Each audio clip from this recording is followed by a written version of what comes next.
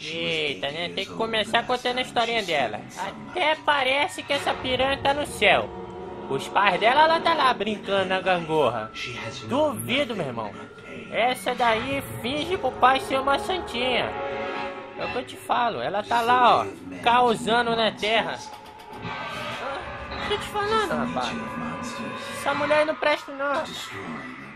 Ah, ela aí, fazendo carinha. Valeu. Sei. Olha a merda que essa piranha fez, meu irmão. Vagabundinha. Ai, cacete, piranha. Agora tá com ursinho, né? Eu vou botar você pra brincar com o tio Michael.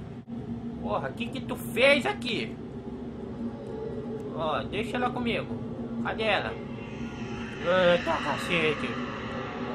Vem cá, ordinário, eu vou te pegar. Vai jogar farol alto na mãe. Porra.